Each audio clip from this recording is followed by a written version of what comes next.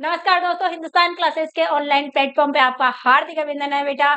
आ जाइए। आज अपन क्या टॉपिक ले रहे हैं बेटा? क्या ले रहे हैं? राजस्थान का अभ्यारण्य। राजस्थान के अभ्यारण्य में राजस्थान के अभ्यारण्य के अंदर पहले ले रहे हैं बेटा कुछ महत्वपूर्ण इंपॉर्टेंट टॉपिक, क्योंकि बेटा अभ्यारण्य यानी वन्य जीवों का संरक्षण क्यों आवश्यक है, यानी वर्तमान परिप्रेक्ष्य को देखते हुए वन्य जीवों का आर्थिक संकट है।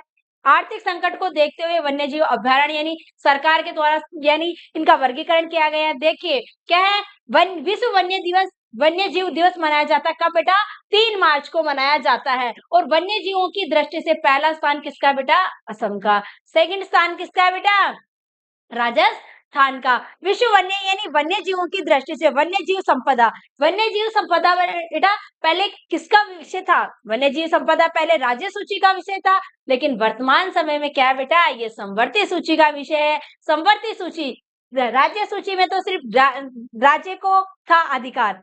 किसका? इसके बारे में यानी सारे निर्णय राज्य सरकार के द्वारा लिए जाते हैं, जबकि संवर्ती सूची 42वां संविधान संशोधन 1976 के द्वारा इसको संवर्ती सूची का विषय बनाया गया है। संवर्ती सूची में कानून बनाने का अधिकार केंद्र और राज्य को दोनों का है। यानी नेशनल पार्क, राष्ट्रीय अभ्यारण्य, बाघों के बारे में यानी बाघ संरक्षण अभ्यारण्य, इन सभी का बेटा क्या स्थापना की गई है। यानी अपने राजस्थान के अंदर 3 राष्ट्रीय उद्यान है। कौन कौन से? रणथंभौर राष्ट्रीय उद्यान, केवला देवी राष्ट्रीय उद्यान और कौन सा? मुकुंदरा हिल्स राष्ट्रीय उद्यान। ठीक है, आगे पढ़िए बेटा। देखिए देखिए इनके महत्वपूर्ण यानी स्वतंत्रता से पूर्व क्या अपने राजस्थान को क्या बोलते थे बेटा?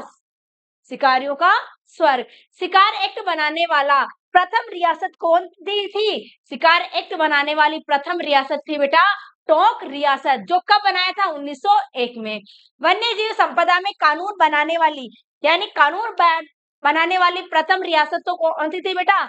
मारवाड़ रियासत। कौन सी थी? मारवाड़ रियासत। और प्रथम रियासत जो शिकार एक्ट पे कानून बनाया, शिकार एक्ट पे कानून बनाने वाली तो थी टोंक रियासत, जो कब बनाया था? 1901 में। और वन्य जीवों के जो संरक्षण के लिए कानून बनाने वाली प्रथम रियासत कौन सी थी? कौन सी? मारवाड़ रियासत थी। और कब बनी थी? 1910 में। राजस्थान वन्य जीव बोर्ड का गठन कब हुआ? राजस्थान वन्य जीव बोर्ड का गठन हुआ था कब बेटा? 1955 में। और वन्य जीव संरक्षण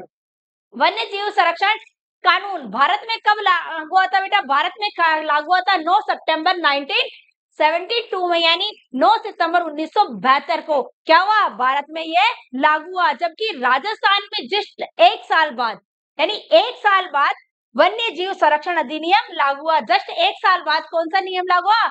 वन्य जीव संरक्षण अधिनियम, जो कि वन्य पशु एवं पक्षी अभ्यारण्य 1951 में अधिनियम के तहत बना है। राजस्थान राज्य जैव विविधता बोर्ड अधिनियम का बना 14 सितंबर 2010 को। और जैव विविधता संरक्षण अधिनियम का बना है 2002 को। इसी तरह के तहत बेटा वन्य जीव अभ्यारण्य कितने हैं? वर्तमान समय में वन्य जीव अभ्यारण्य 27। बाघ संरक्षण अधिनियम कितने हैं?